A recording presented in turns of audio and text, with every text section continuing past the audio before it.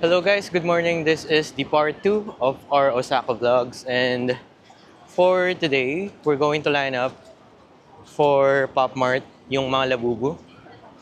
And if hindi pa kayo nakasubscribe, please make sure that you do so because we are giving away a pair of Nike Air Force 1 Mid in collaboration with Supreme para sa ating giveaway. So that's in your size pala. And ngayon, papasyal-pasyal muna tayo dito. We're waiting for the store opening kasi ngayon ay 10 a.m. I think the Pop Mart store opens at 11 a.m. Buti nakaabot tayo sa store opening. Dito muna tayo sa Human Made. Meron pala sila ditong porter. Just like in Nagoya.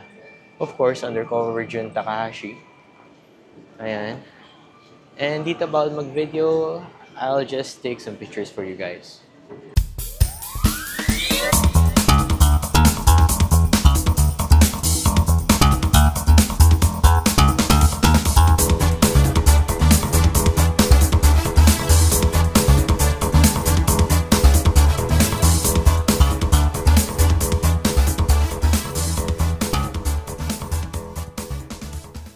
That's what they have in Human Made.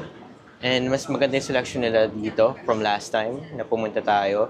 And next natin is yung 2G, a retailer of Bear Bricks. Bali, nandito ngayon tayo sa 2G and makita nyo naman sa exterior pa lang na meron tayong mga Bear Bricks dito na mamahalin. No? And tingnan natin kung ano yung mga available na mga Bear Bricks dun sa loob. First and foremost, we have this 2G exclusive in the collaboration of Mastermind and Medicom Toy, Japan. Also this one, in Medicom Nagoya, they have the green version, but here they have this bluish version. And maraming exclusive lang dito sa store na to, and also in Shibuya. So dalawa lang stores ng 2G. And if you want to order, please message me. And this is new. That's the Chrome version Minions. Also this one. Same with Medicom Toy plus Nagoya. New arrivals. Here we have the newest one from Flora. 1,000%. Medyo steep yung price, but still, ganda. Para talaga siyang may isang flower dun sa loob. Meron din na 400%. And of course, this one. Ayan. Maneki Neko. In collaboration with Milky. That's their price, 24,200 yen. And yung loob niya is glow in the dark. And 1,000% Hamgus. Napakaganda. And these are their wide selection of Bear Bricks, spanning from Disney, DC, Ratfink, Hellfire Club, Grateful Dead's E.T., a bunch of others. At the top shelf, you can see the 1,000% Bear Bricks 2G Osaka exclusive. And on this side, they have the 200% Milky and Bape collaborations on the left side. In the middle, you'll see the steep price 2G Osaka exclusive Mastermind collaborations and a bunch of art toys.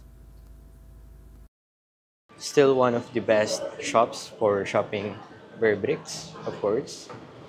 And ngayon naman, pupunta tayo sa Pop Mart and tignan natin kung may pila. Pag may pila, still, di ba? At least na-feature natin yung store. Well, this is the Pop Mart store. Ayan, nakita rin natin to finally. And marami silang figurine dito ng Pop Mart. They have Disney's and wala na silang labubu, sold out na. Sobrang hirap din makakuha talaga. At 1 per person yung pag bumili ka ng labubu. And ayun lang. At dito sa harap ng store, meron tayong makikita Mega Space Molly. That's for sale except the one in the grocery cart. Ayan, yung Mega Space Molly. That's for display purposes only. And dito naman yung Skull Panda nila. Ayan. Marami pang mga chibi-sized version.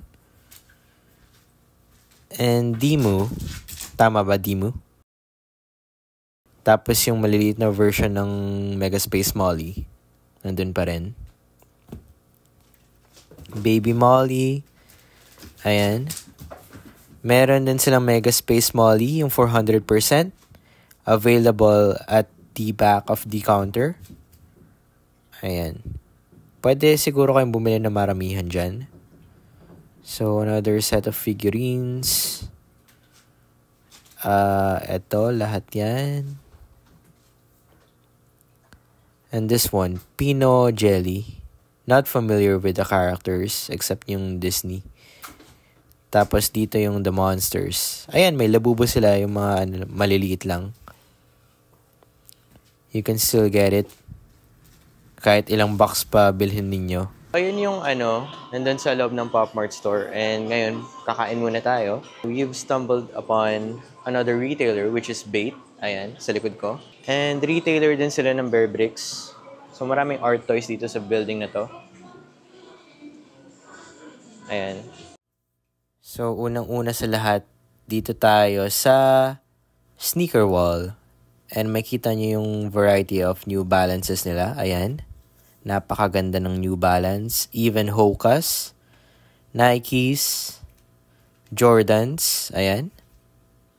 They even have the Jordan 3. Ganda ng leather niya. And yung bagong release dun sa taas. Pati art toys dun sa pinakataas. Ayan. Lilo and Stitch. Bear Bricks. Clark's Wallabies. And ito. Meron silang Adidas in collaboration with Wales Bonner. Nakasitting lang dito sa Bait. And yung price medyo steep. But still, napakaganda. Ayan. Clark's Wallabies, they even have yung mga nakita natin na Bear Bricks sa taas. Tapos, eto naman yung mga iba nilang figurine that you can buy. Noptsay jackets. Ayan. Ano ba yun? Gundam? Wala akong idea. Ayan. Socks. Tapos Crocs. Vans. Converse. Ayan. Yung Harry Potter collaboration nila. Apparel, of course. Dito sa side na ito, yung mga iba pa nilang mga toys. 1,000% Bear Bricks. Ang gaganda ng selections nila. Back to the Future. Avengers. Black Panther. Yung Spider-Man, napakaganda rin. Collaboration Converse. So basically, napakaganda nitong store na to. At simple lang yung ambience niya. Kaya maganda mag-shop dito. Ayan. On this side is yung sale section nila. So, on a budget, yan yung mga magandang puntahan.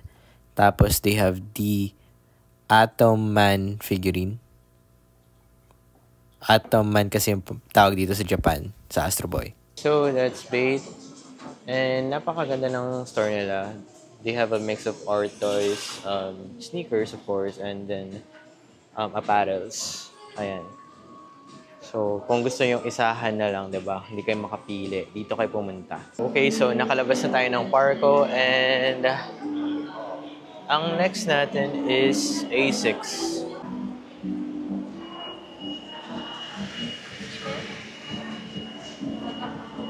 And tax-free, 5,000 yen or more.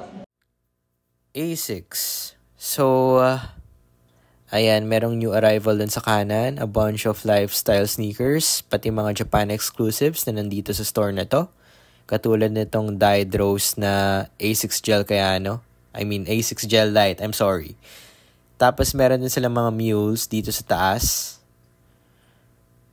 Parang yung nirelease ng Supreme ng week 3 ba yun? Yung clog posit.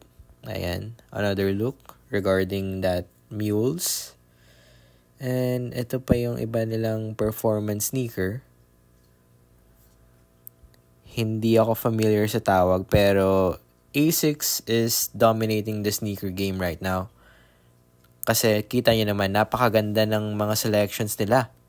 kahit saan pwede nyo iporma. Lalo na yung Gel Kayano 14. And if hindi nyo gusto yung tech vibes, eto naman yung mga simple lang.